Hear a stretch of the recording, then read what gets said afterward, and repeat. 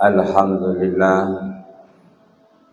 alhamdulillahilladzi arsala rasulahu bil huda wa dinil haqq liyuzhiru 'alad dini kullih wa kafaa billahi syahida. Asyhadu an la ilaha illallah wahdahu la syarikalah wa asyhadu anna Muhammadan abduhu wa rasuluh la nabiyya wa la rasula ba'dah. Allahumma salli wa sallim ala sayyidina Muhammadin wa ala alihi wa sahbihi hadirun ittaqullah haqqa tuqatih wa la tamutunna illa wa antum muslimun. Qala Allah ta'ala fil Qur'anil azim, a'udzu billahi minasy syaithanir rajim. Wa idza qala rabbuka lil malaikati inni ja'ilun fil ardi khalifah qalu ataj'alu fiha may yufsidu fiha wa yasfiku dima'a wa nahnu nusabbihu bihamdika wa nuqaddisu lak qala inni a'lamu ma la ta'lamun. Shadaqallahul azim.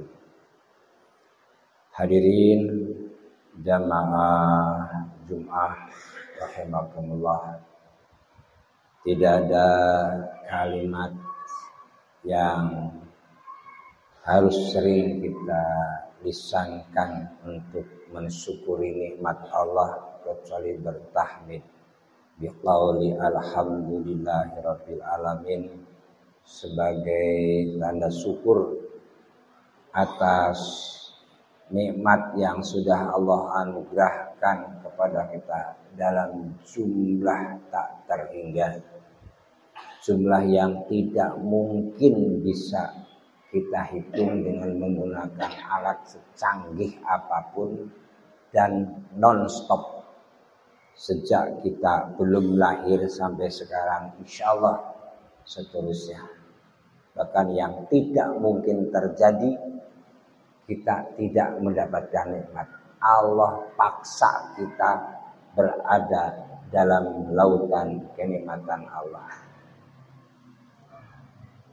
Hadirin rahimakumullah, di dalam surat Al-Baqarah mulai ayat 30 dan seterusnya, Allah berfirman kepada para malaikat, tapi di dalamnya juga ada jin ya, yang nanti akan jadi iblis itu karena Allah laknat, bahwa Allah akan menjadikan khalifah di muka bumi ini. Kemudian malaikat konfirmasi, mohal, tidak mungkin malaikat ini protes. Tapi kalau konfirmasi karena ketidaktahuan malaikat, karena pengetahuan malaikat yang terbatas, maka konfirmasi. Lalu ataj'alu fiha may yufsidu fiha wa yasfiku dima'a. Ya Allah, apakah Engkau akan menciptakan makhluk yang hanya akan membuat keonaran, kerusakan, dan pertumpahan darah? Dan Allah menandaskan, aku ini lebih tahu mereka. Kemudian Allah memberi ilmu kepada Adam alaihissalam, mengajarkan asma, beberapa nama, beberapa ilmu kepada Adam alaihissalam. Setelah Allah ajarkan dengan metode Allah, kemudian Allah perintahkan kepada Adam untuk mempublish ilmunya, mengutarakan ilmunya kepada para malaikat. Kemudian malaikat Adam mengutarakan ilmunya, setelah membuktikan bahwa Adam memiliki ilmu, baru perintah sujud kepada Adam itu muncul. Wa idz qulna lil malaikati isjudu li adama fasajadu illa iblis. Dengan berbagai macam pendapat sujud ini, yang jelas Adam dihormati atau diperintahkan dihormati itu karena ilmu yang Allah berikan kepada Adam alaihissalam.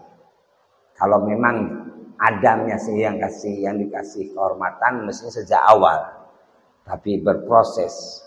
Wa 'allama Adamal asma'a, Allah ngajari dulu beberapa ilmu, summa bahum bi asmaihim, kemudian Adam mengutarakan, mempublish ilmunya di hadapan malaikat itu, baru keluar perintah untuk sujud kepada Adam alaihissalam. Jadi rangkaian ayat ini menunjukkan bahwa kehormatan kita sebagai manusia itu ada dalam ilmu. Ada pada ilmu yang kita miliki. Ini adalah kehormatan dasar. Jadi Allah menjelaskan kepada kita lewat firman-Nya bahwa kehormatan Bani Adam itu ada pada ilmunya.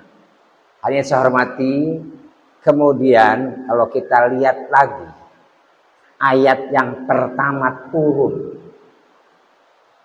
yang Allah berikan lewat malaikat Jibril kepada Rasulullah di Gua Hira, itu surat Al-Alaq. Iqra bismi rabbikal ladzi khalaq, khalaqal insana min 'alaq. Maka ini kalau kita kaitkan dengan kejadian Nabi Adam alaihissalam, ayat pertama ini adalah teknis. Bagaimana seseorang itu untuk bisa menjadi orang yang berilmu. Maka muncul ayat pertama sekali Allah firmankan Rasulullah, bacalah, Iqra bismi rabbikal ladzi khalaq, dengan nama Tuhanmu yang telah menciptakan. Baca. Kunci utama ilmu adalah membaca. Sehingga membaca ini kegiatan kita semua. Kegiatan harian itu kebutuhan, bukan lagi beban. Kewajiban, tidak. Ini kebutuhan kita. Supaya apa? Supaya kita punya ilmu. Dan kehormatan kita ini ada pada penguasaan ilmu. Iqra bismi rabbikal ladzi khalaq. Hanya saya hormati, kemudian setelah Allah memerintahkan ilmu, maka ada qalam, ada kalam, ada pena. Artinya apa? Rasulullah dawuh, ikatlah ilmu dengan tulisan. Mengikat ilmu itu ditulis. Kalau tidak ada tulisan, sampai sekarang kita tidak akan mengetahui karya ulama tafsir Ibnu Katsir, karya imam-imam besar. Kalau ilmu mereka tidak mereka tulis, kita tidak akan pernah tahu apa yang ditulis oleh ulama-ulama salaf, baik ulama khalaf. Maka ikatlah apa yang kita baca dengan tulisan. Bacalah apa yang kita tulis, tulislah apa yang kita baca. Ini satu rangkaian yang tidak kita bisa pisahkan. Sehingga untuk menjadi orang yang punya kemampuan ilmu itu adalah kuncinya membaca.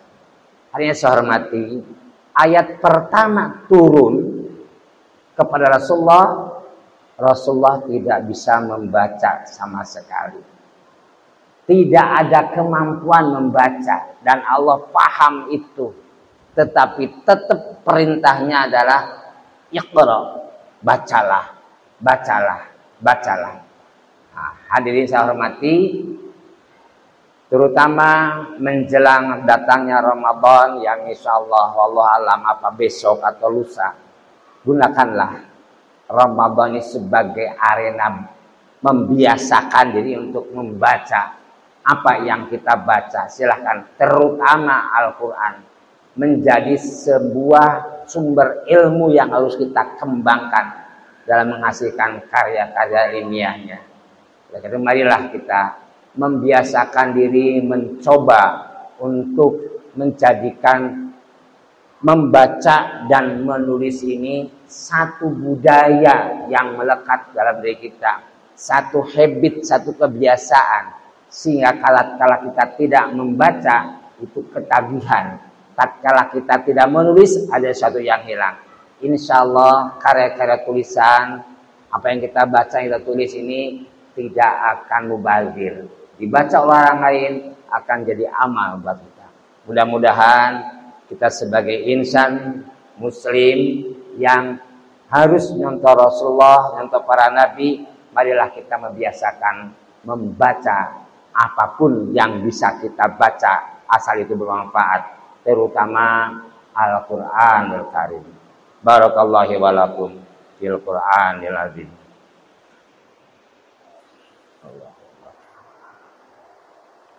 Ya Allah, Rabbana atina fid dunya hasanah.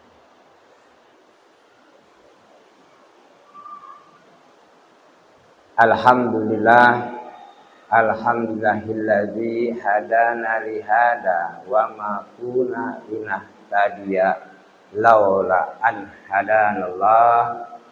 Asyhadu an la ilaha illallah wahdahu la syarikalah wa asyhadu anna Muhammadan abduhu wa rasuluh. Allahumma shalli ala sayyidina Muhammadin wa ala alihi wa sahbihi ajmain. Ya dzal hadirun, ittaqullah haqqa tuqatih wa la tamutunna illa wa antum muslimun. Qala Allah ta'ala fil Qur'anil azim, a'udzu billahi minasyaitonir rajim. Syahrul Ramadan alladzi unzila fil Qur'an hudal linasi wa bayyinatin minal huda wal furqan. Al-ayat. Hadirin rahimakumullah, tatkala kita ditanya apa ya bulan Ramadan, kita akan jawab itu bulan puasa. Quran tidak seperti itu.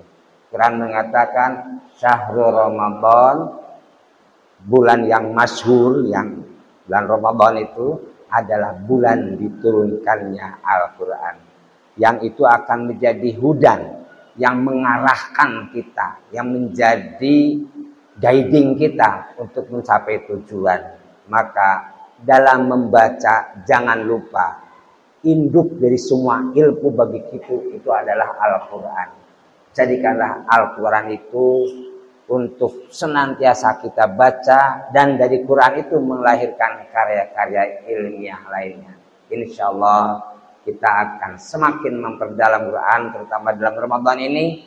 Jangan terbuang satu detik pun dari Ramadan yang tidak digunakan untuk memperdalam Al-Quran. Karena Quran diturunkan Ramadan, marilah kita Quran turunkan ke dalam hati kita sebagai bentuk bahan bacaan harian selama Ramadan. Mudah-mudahan selama Ramadan besok kita bisa memanfaatkan semaksimal mungkin dan lebih maksimal dibanding dengan Ramadan tahun yang lalu. A'udzubillahi minasyaitonirrajim. Bismillahirrahmanirrahim. Allahumma shalli wa sallim ala Nabi Muhammadin wa ala alihi wa sahbihi. Allahumma ighfir lana wa liwalidina warhamhum kama rabbawna shighara waghfiril muslimina wal muslimat wal mu'minina wal mu'minat wa min dzurriyyatina al ahya min wa dzillah. Allahumma arinal haqqa haqqan warzuqna ittiba'ah wa arinal batila batila warzuqna ijtinabah.